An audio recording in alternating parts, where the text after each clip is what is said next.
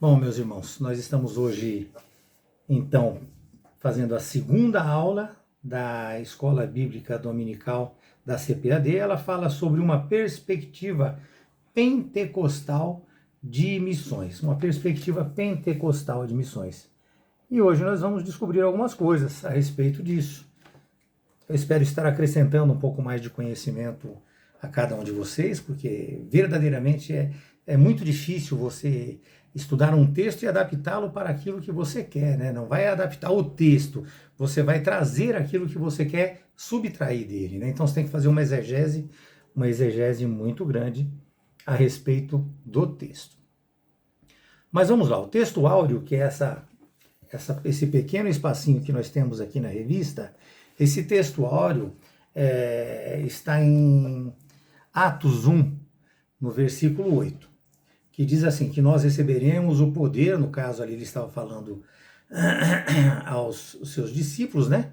Que eles receberiam o poder, ou seja, a virtude, ao descer sobre eles o Espírito Santo. E assim eles seriam as testemunhas do reino de Deus aqui na terra, ali em Jerusalém, toda a Judéia, Samaria e até os confins da terra. Estas são as palavras de Jesus um pouco antes, né, dele ser assunto aos céus. Mas eu queria deixar bem claro para vocês, no entendimento já no original, que a palavra virtude, conforme está escrito aí na revista da Escola Bíblica Dominical, significa o quê? Dínamos. Ela vem do original dínamos, que se refere ao quê? Se refere a poder, se refere a dinamismo, se refere a ousadia, aquele ímpeto, aquela vontade de ir e fazer missões mesmo, né? Isso é extremamente necessário para que nós possamos, através da graça de Deus, cumprir esta obra missionária que o Senhor Deus nos compele a fazer.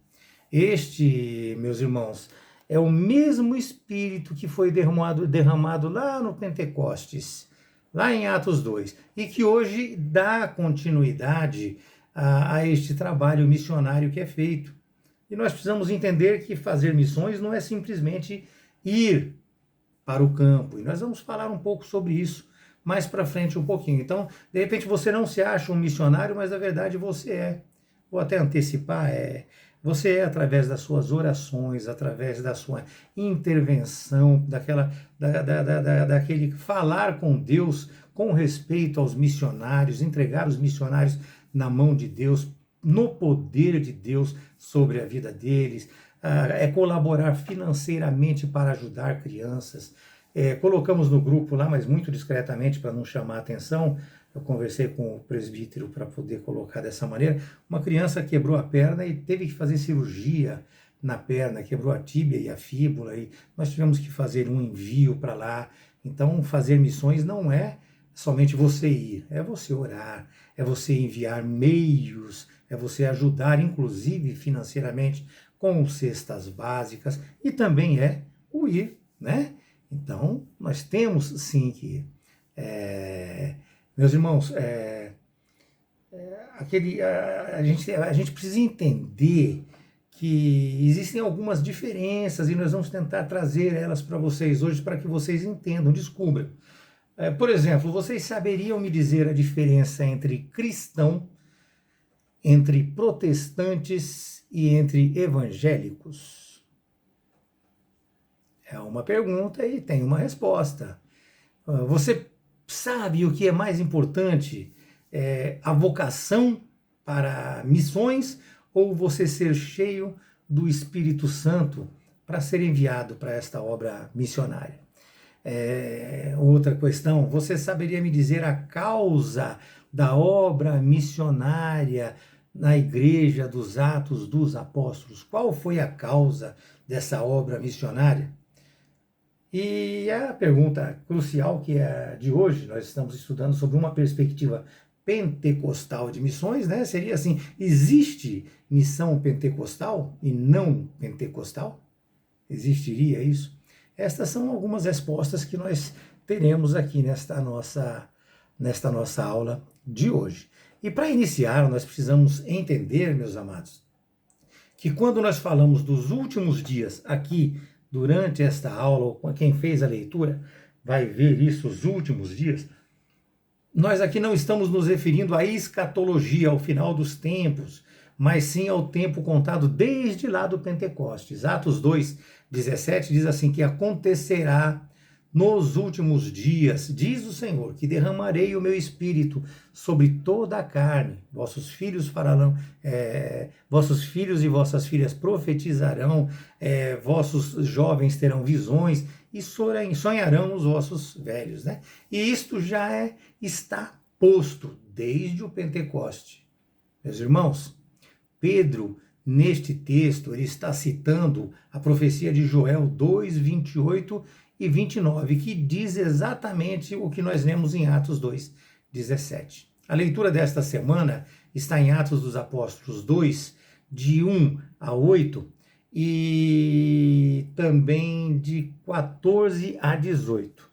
Isso, e também de 14 a 18. Eu vou fazer a leitura, eu acredito que eu consiga dar um bom andamento e a aula não se torne muito longa. Vamos lá então. Cumprindo-se o dia de Pentecostes, estavam todos reunidos no mesmo lugar, e de repente veio do céu um som como o de um vento veemente e impetuoso, e encheu toda a casa em que estavam assentados. E foram vistas por eles línguas repartidas, como que de fogo, as quais pousaram sobre cada um deles. E todos foram cheios do Espírito Santo e começaram a falar em outras línguas, conforme o Espírito Santo lhes concedia que falassem. E em Jerusalém estavam habitando judeus, varões religiosos de todas as nações que estavam debaixo do céu. E correndo aquela voz, ajuntou-se uma multidão e estava confusa, porque cada um os ouvia falar na sua própria língua.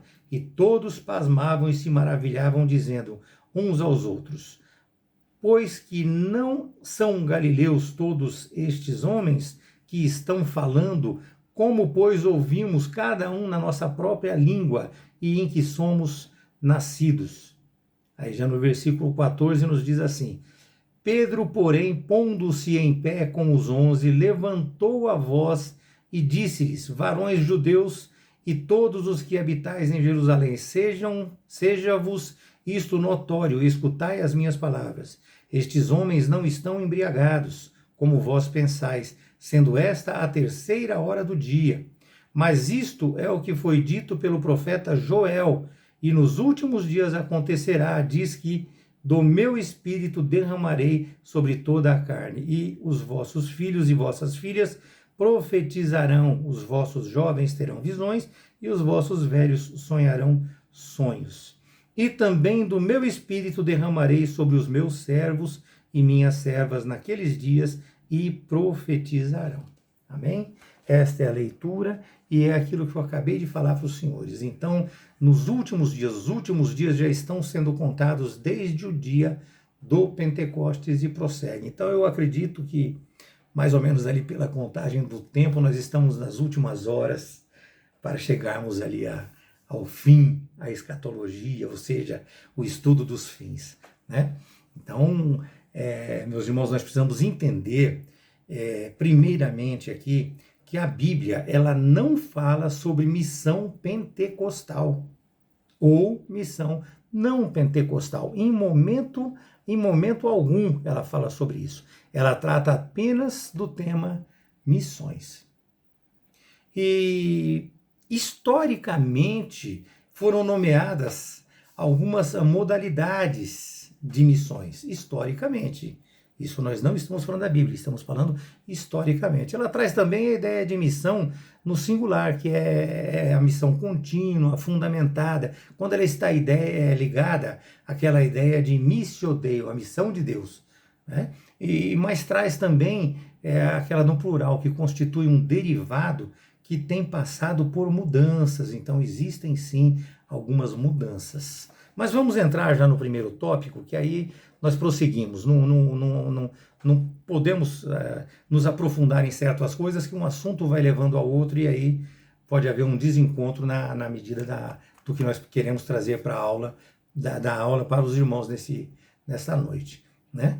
Na perspectiva pentecostal, meus irmãos, Vejam bem, na perspectiva pentecostal, nós, os assembleanos, devemos entender que nós somos evangélicos. Então, nós somos evangélicos. Todo mundo sabe disso. Todo mundo sabe. Alguns elitistas, algumas pessoas que são da elite, elas desdenham até da nossa fé, mas na verdade eles estão um tanto quanto parados no tempo. Eles acham que nós não estudamos, que nós não fazemos faculdade, que nós somos todos pessoas que não têm uma mentalidade aberta para essas coisas e que nós não estudamos para poder ensinar. Eles estão enganados, mas eles estão aí, alguns deles, dormindo no tempo, vacilando nesses pensamentos. Na verdade, nós crescemos muito em missões, meus irmãos. Crescemos muito em missões. E aonde eles não cresceram tanto. E aí vocês falam, poxa, mas como nós crescemos muito e eles nem tanto em certos locais? Nós, meus amados, não visamos lucro, nós não visamos bens, nós não visamos levar alguma coisa tão racional assim. Nós buscamos os dons do Espírito Santo e levamos dessa maneira, ou seja, nós buscamos pessoas mais carentes, inclusive nos dias de hoje. Nós hoje já estamos superando eles em uma grande proporção, em uma grande medida, porque isso é feito um comparativo entre o pentecostal e o intelectual.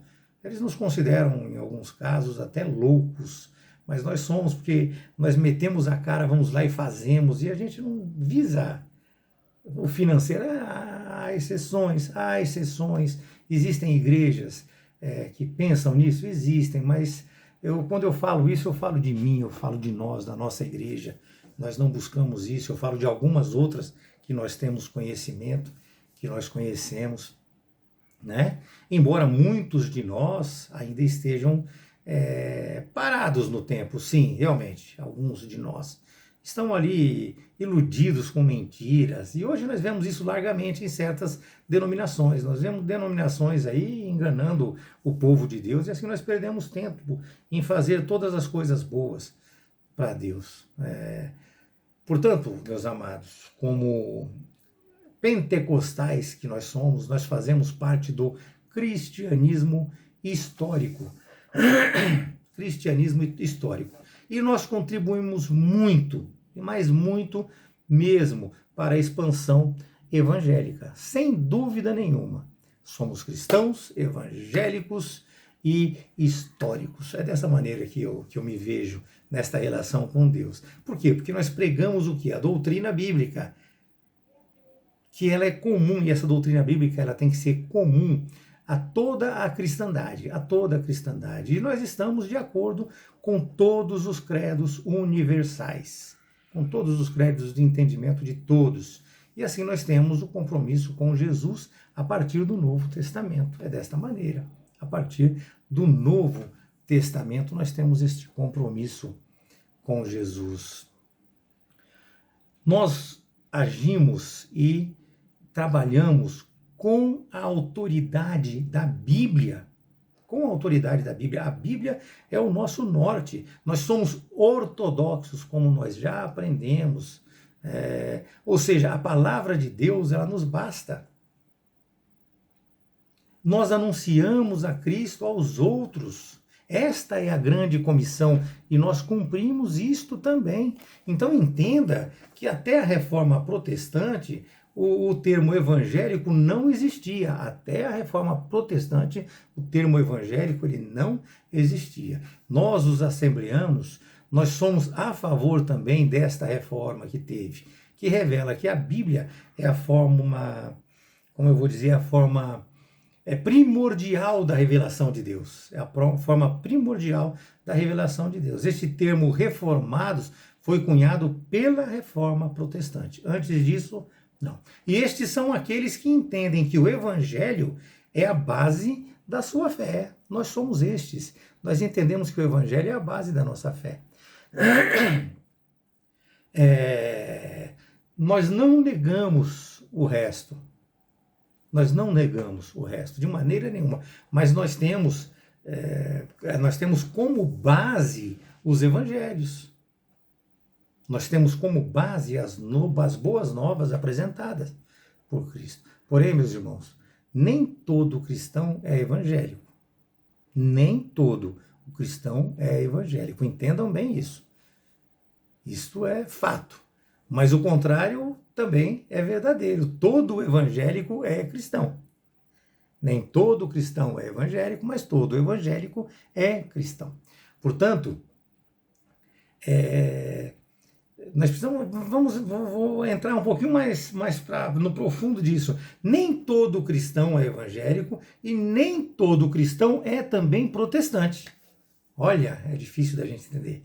Nem todo cristão é evangélico e nem todo cristão é protestante, mas o contrário disso é verdadeiro. Tá ok? Entre as religiões protestantes, com maior número de adeptos no Brasil, está a Batista. Ela tem cerca de 3,7 milhões de pessoas. A presbiteriana e a adventista, elas têm uma média de 1,5 milhão de pessoas, de fiéis, na totalidade entre as duas, a presbiteriana e a batista. Mas vamos lá, todo protestante é cristão. Estou dando um nó na cabeça de vocês, né? Mas eu vou esclarecer. Todo evangélico também é cristão. E por quê, meus irmãos? Agora vamos lá. Por quê? Cristão é todo segmento que segue a Cristo. Cristão, qualquer segmento que segue a Cristo é cristão. Os judeus não são cristãos. Tá ok? Os judeus, eles não são cristãos, porque eles não seguem a Cristo, eles seguem a Deus. Vamos trazer assim dessa maneira para vocês. Seguir a Cristo é o que é necessário para você falar, eu sou um cristão. Eu sou um cristão. E os judeus não aceitam Cristo. Entre muitas religiões aí que não aceitam Cristo. Protestantes são aqueles que vêm oriundos da Reforma. Então, nós aceitamos a Cristo, nós somos cristãos.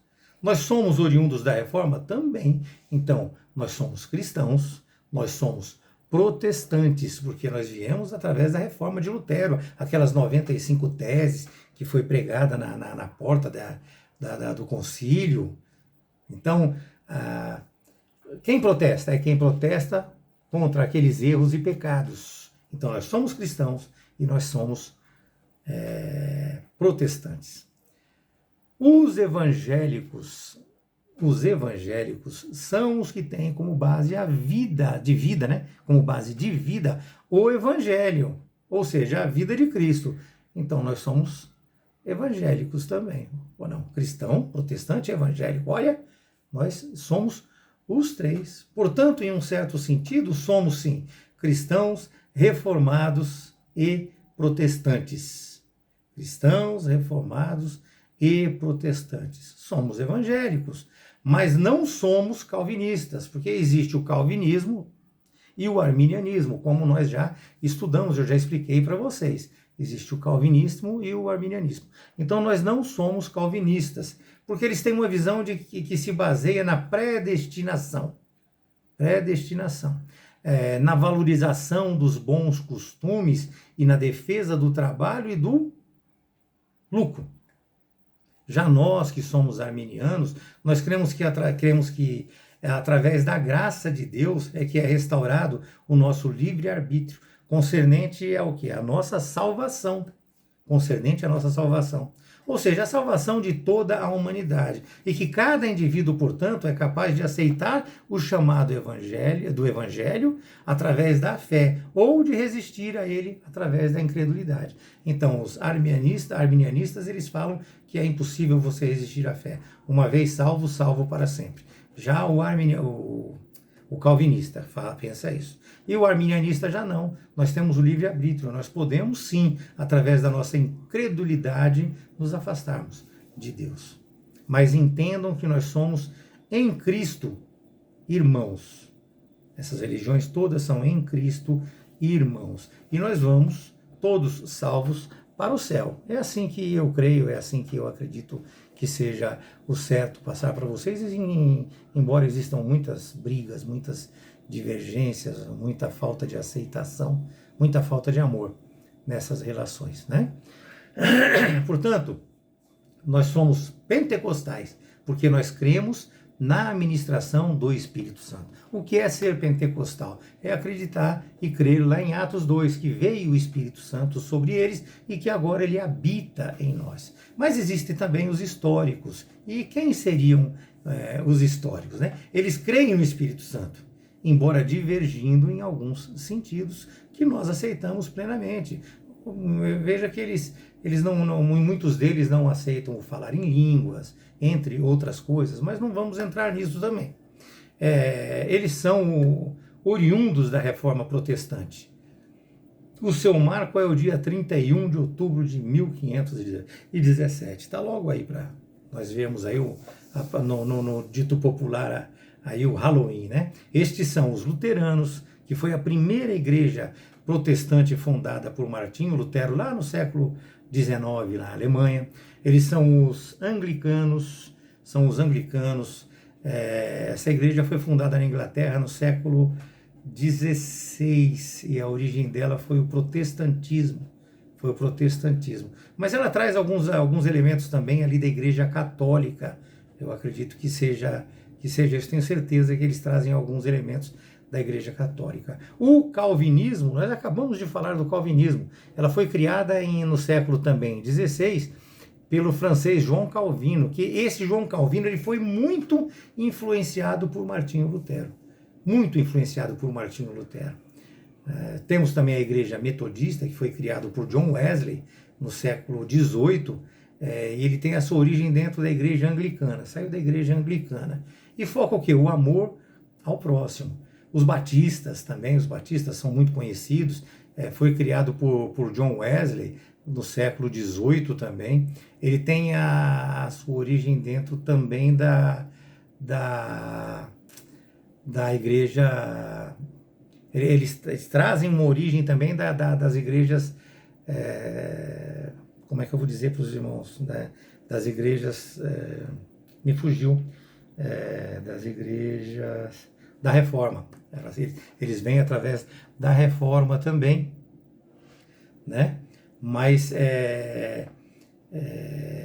com ideia, eles vêm da Reforma, vem da Reforma através de igrejas protestantes, né? Ou seja, essas igrejas batistas, elas apresentam uma crença comum, elas não apresentam em si uma crença comum. Cada igreja é uma independente da outra, era isso que eu queria achar para os irmãos. Então eles trazem ideias protestantes, mas cada um deles apresenta uma crença em comum. Uma igreja não segue rigorosamente o critério da outra, como no caso das Assembleias de Deus, entre outras denominações também. Temos a igreja presbiteriana, ou seja, as igrejas presbiterianas elas foram criadas na Inglaterra, na Escócia, a partir de ensinamentos de João Calvino. Já a igreja pentecostal, muitos de nós já sabemos disso, elas foram criadas a partir do século XX. Alguns exemplos da igreja pentecostal no Brasil são a Congregação Cristã do Brasil, a Assembleia de Deus, entre outras. A neopentecostal, ela é entendida como uma co-irmã.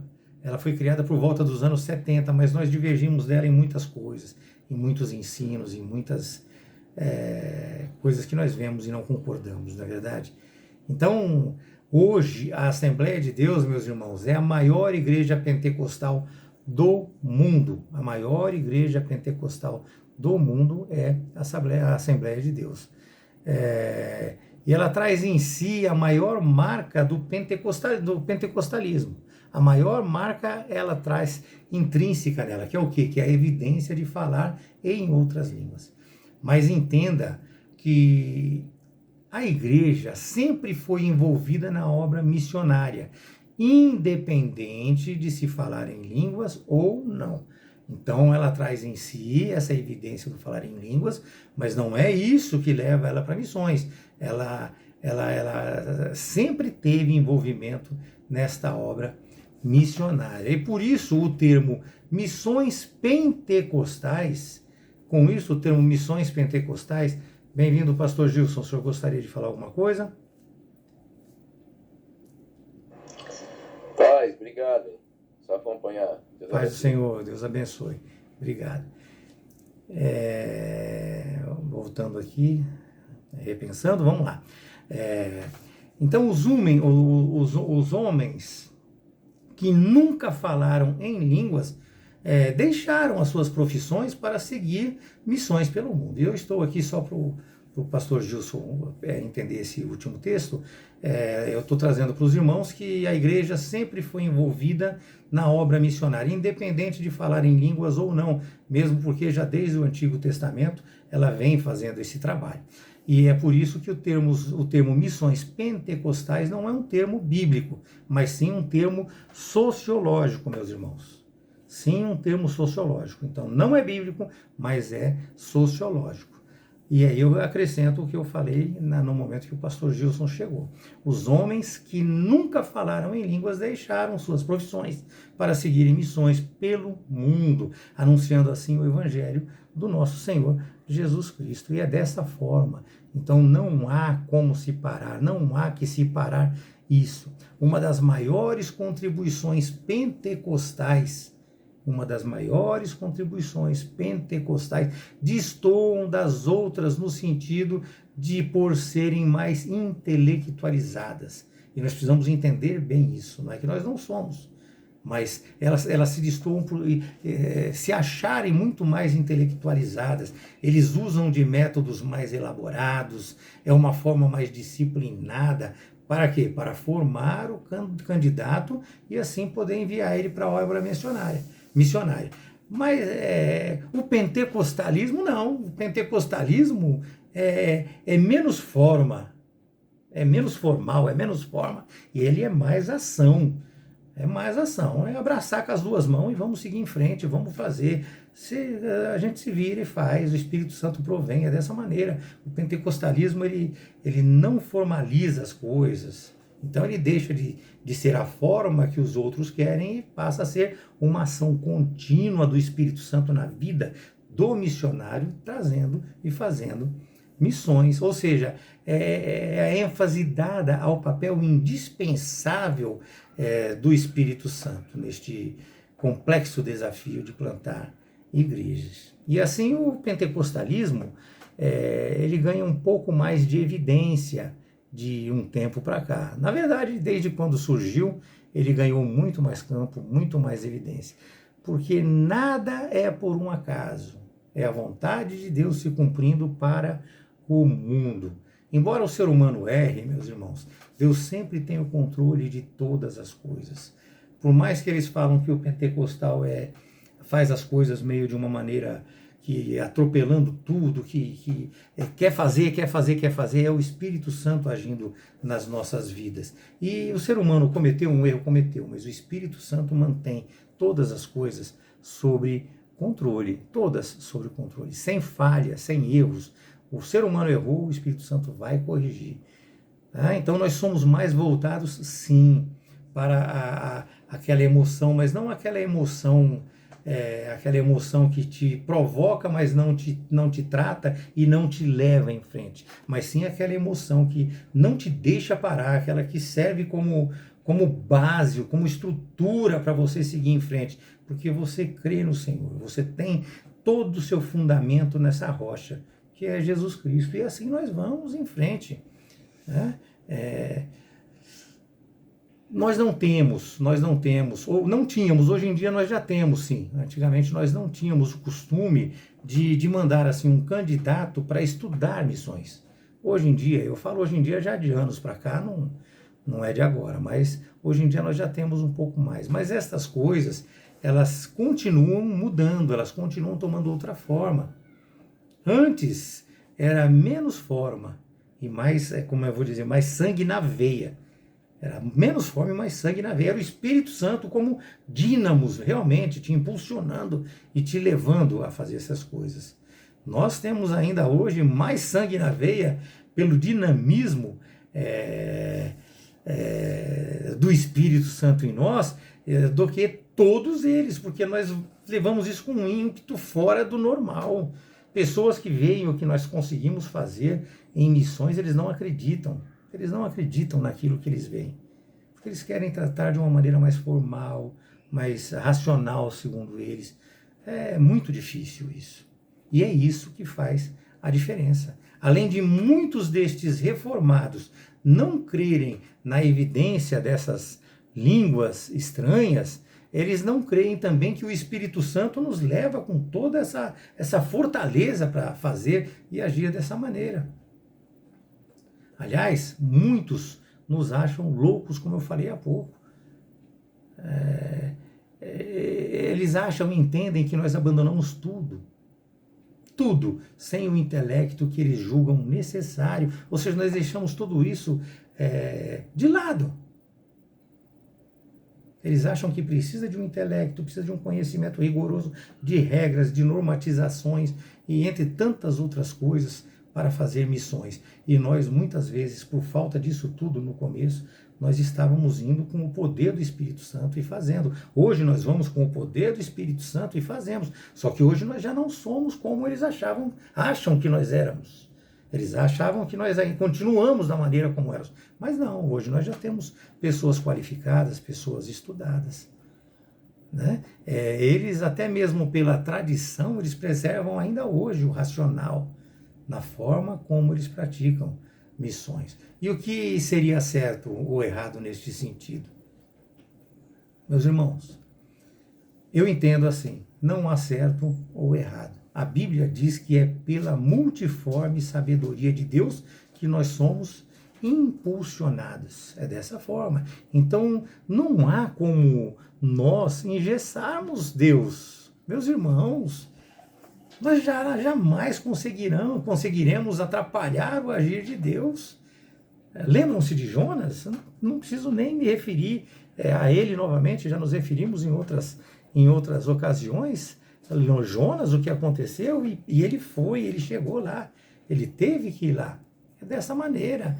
Após Atos, no capítulo 2, ou seja, após o Pentecoste, onde o Espírito Santo desceu e se manifestou, trazendo ali todas as línguas de todas as nacionalidades ali presentes, meus irmãos, prestem bem atenção em uma coisa: antes de Cristo enviar a igreja, ele enviou o seu Espírito para dar poder a essas pessoas.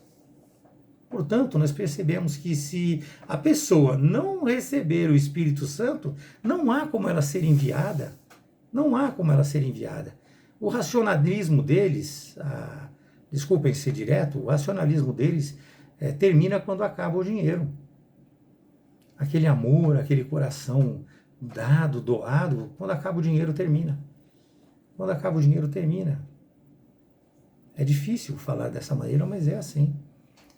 Eles vão enquanto eles têm condições. Tem muitos missionários que vão, acabou, ele volta, ele vem embora, ele não fica lá. Nós temos muitos exemplos de missionários que ficaram, mas temos vários e muito mais exemplos de missionários que não ficaram. Nós vemos hoje, uma pessoa vai para um lugar para fazer um curso de missiologia, coisa desse tipo assim, a hora que ele se forma, ele quer ir para os Estados Unidos, ele quer ir tocar guitarra lá fazer sucesso, onde aparece, ele quer ir num lugar que não é tão degradante como nós, que vamos até a África. Eles querem estar mais ou menos dentro de um conforto. E esse conforto não é somente tirar foto bonita, não. Isso aí, qualquer um de nós que estivermos num campo missionário, poderemos fazer. O problema é isso, estar dentro do coração da pessoa. É a pessoa ir com este intuito, com esta intenção. Com esta intenção. Então, meus amados, para nós irmos, nós precisamos receber o Espírito Santo. Não há como agir se não for assim. Então, há a necessidade extrema de uma experiência com Deus para se poder ir. Seu coração precisa ser inflamado pelo Espírito Santo, porque se você for simplesmente por questões de entendimento racional, ou seja, sem ser movido pelo Espírito Santo, haverá uma grande chance de que tudo dê errado e seu trabalho missionário, em seu trabalho missionário. Dessa maneira que funciona. E assim sendo, a causa da igreja primitiva fazer missões é o recebimento do Espírito Santo. Lembra no começo, quando eu falei que nós descobriríamos a causa da igreja e fazer missões? É o recebimento do Espírito Santo, é um impulso do Espírito Santo, é você ser enviado por ele. E é dessa maneira. John Piper mesmo, ele fala nos seus livros, ele fala que antes de enviar, nós precisamos receber. Então é receber o Espírito Santo para sermos enviados. Nós só podemos enviar uma pessoa que tenha verdadeiramente em si o Espírito Santo. E isso é fundamental. Não adianta você ir porque deu vontade. Não adianta. Infelizmente, eu sou obrigado a ser muito claro com os irmãos. Deu vontade? Você vai, mas você sabe, já vai sabendo que é uma ida com volta garantida. É dessa maneira. E assim, meus amados, depois desta igreja ser impactada pelo Espírito Santo, aí é que essa igreja sai de Jerusalém. E aí ela vai ganhar Samaria, a Grécia, e aí acaba entrando ali na Europa e começa a fazer diferença, se expandindo por toda a terra conhecida naquela época, né? A sua expansão não via limites. Onde quer que houvesse alguém que precisasse ouvir sobre Jesus, ali a igreja estaria. Uma pessoa, ali a igreja estaria. Nós destacamos aqui vários. Vamos falar sobre Pedro, vamos trazer para a lembrança de vocês. Pedro, Silas, que Silas se chamava Silvano também, Barnabé, Priscila e Áquila, eles que prepararam Apolo, né? Paulo, Filipe. Esses foram apenas alguns que eu citei, daqueles que foram enviados, dos homens que foram inflamados pelo Espírito Santo para cumprir esse ide do Senhor. É dessa maneira, e assim eles não mediram esforços para anunciar o Evangelho. E nós não podemos esquecer que uma pessoa é importantíssima para Deus. Uma pessoa é importantíssima para Deus. Nós estamos na igreja e muitas vezes nós vemos uma pessoa e ali aquela pessoa começa a conversar com a gente, nós perdemos ali uma rica oportunidade de ganhar uma alma para Jesus. Nós não podemos perder esta oportunidade. Não podemos perder essa oportunidade. Nós temos que ganhar todas as almas que nós pudermos. Cada alma é importante. É um campo a ser semeado. E semeado o quê? A palavra de Deus, meus irmãos. Vejam que a obra missionária no Novo Testamento começa com Cristo e com os seus discípulos, todos judeus. Mas Deus, ele não faz acepção de pessoas. Ele não faz acepção de pessoas. E a partir daí, todos os judeus começaram a evangelizar. Nós precisamos aprender e entender isso. Hoje nós estamos aqui, os gentios que fomos tocados pelo Espírito Santo. Nós temos o compromisso de ir e de pregar o Evangelho. Vocês lembram que Pedro teve aquela visão de um... Isso, Pedro teve aquela visão de um lenço descendo com animais impuros para que os judeus se alimentassem. Isso está lá em Atos... Isso está lá em Atos 10, de 9 a 48, meus irmãos. Se puder dar uma lidinha, uma olhadinha lá. Jesus falou porque eles não queriam comer aquilo que eu já havia purificado. Então ele disse, eu já purifiquei, por que vocês não querem se alimentar disso? Aqueles animais, meus amados, significava que todas as nacionalidades, ele quis dizer, vocês acham que os gentios são impuros? Vocês acham que eles não são alvos da minha graça, mas eu já os purifiquei. Lembrem-se de Gênesis, capítulo 12, nós já estudamos, onde Deus fala a Abraão que através dele todas as famílias da terra seriam benditas. Ele não fala todos os judeus seriam benditos. Todas as famílias da terra seriam benditas. Lá em Gênesis 3,15 também, ele já tinha purificado ali a humanidade. Nós já estudamos também Gênesis 3,15 na aula passada, na aula retrasada, se eu não me engano. Então, meus amados, nós vemos claramente que quem deu início à obra missionária no Novo Testamento foram, sim, os judeus. Mas aqueles judeus que se posicionaram como igreja de Cristo, como um só corpo, em busca de todos os povos e nações, sem acepção de cor, credo, condição social, raça, conforme ordena o Senhor. Nós temos que estarmos prontos e sermos abertos e abrir o nosso coração e falar de Deus para todas as pessoas, meus amados. É desta forma. E no tópico terceiro agora, qual seria a função do Espírito Santo nesta obra missionária? Qual seria esta função? Meus irmãos, o Espírito Santo tem várias funções. Sem ele não haveria missões, já falamos isso durante esta aula. Mas seria ungir, separar, inspirar. Mas eu gostaria de falar de uma aqui, que eu acho que é a mais importante. Eu acho, é a minha opinião pessoal. Mas eu acho, depois o pastor Gilson me corrija. Mas eu acho que é a mais importante. Ou seja, ele inflama o nosso coração. Ele inflama o coração do missionário, ele inflama o coração daquele que vai orar por missões, ele inflama o coração daquele que vai colaborar financeiramente por missões.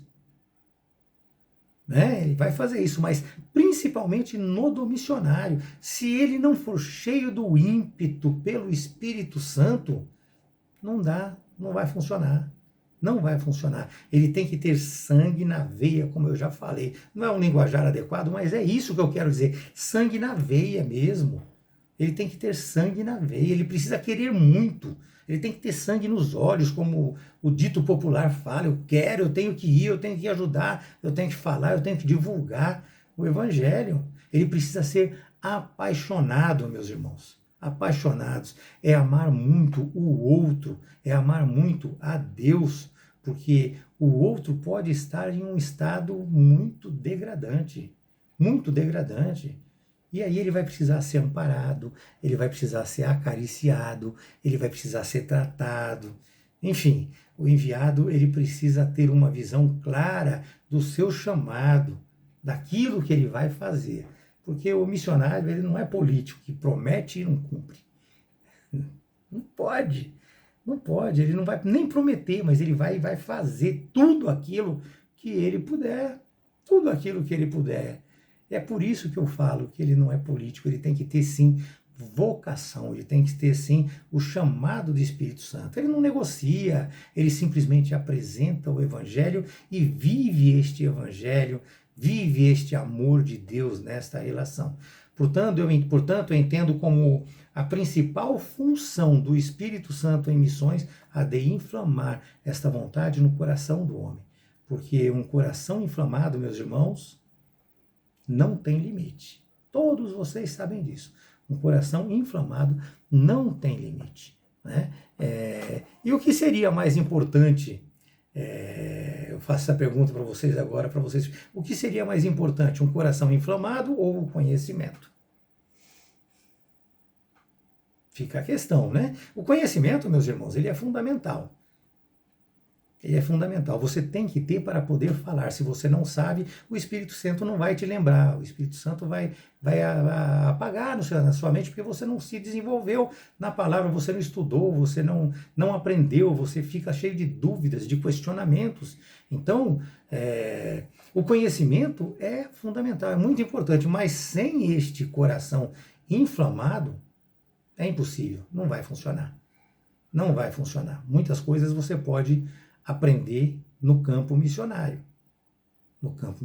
Mas sem o seu coração estar verdadeiramente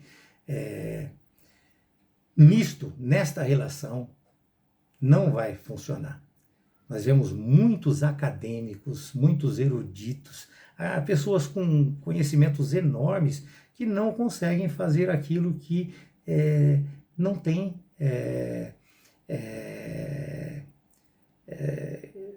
não conseguem fazer aquilo que o Espírito faria. Ou seja, não importa o tamanho do conhecimento dele, se ele não tiver coração para aquilo, nós vemos crianças com ferimentos que nem todo mundo tem condições de socorrer, nem todo mundo tem condições de estar ali. Então, por mais que você tenha conhecimento, se o Espírito Santo não tomar conta de você e não te ungir a cabeça, o coração e as mãos para você trabalhar, você não vai trabalhar. Não vai trabalhar. Então, nesse sentido, meus amados, academia, cursos, faculdades, grandes conhecimentos não vão te ajudar em nada. É só o amor que o Espírito Santo coloca dentro do seu coração é que vai funcionar. Então entenda que se o seu coração está inflamado para missões, aí sim, mergulhe em conhecimento. Aprenda verdadeiramente, mas com o coração inflamado já para isso. Aí você vai mergulhar no seu conhecimento. Unindo esses dois, você com certeza irá muito mais longe e vai ajudar a atingir a meta de Deus, apresentando o seu reino com certeza, levando o evangelho a todos os povos e nações. Nós não devemos focar em apenas um, mas nesses dois determinantes que nos tornarão, através do Espírito Santo, capacitados. Ou seja, o conhecimento e a volúpia, o dínamos, que é o Espírito Santo nos trazendo essa capacidade. Em Atos capítulo 16, nós temos ali uma revelação clara de como o Espírito Santo deseja que a obra missionária seja realizada. É só dar uma lida lá em Atos capítulo 16, você vai ter muito conhecimento e muito esclarecimento a respeito. Então nós já falamos hoje sobre todas as coisas necessárias e aqui eu reforço.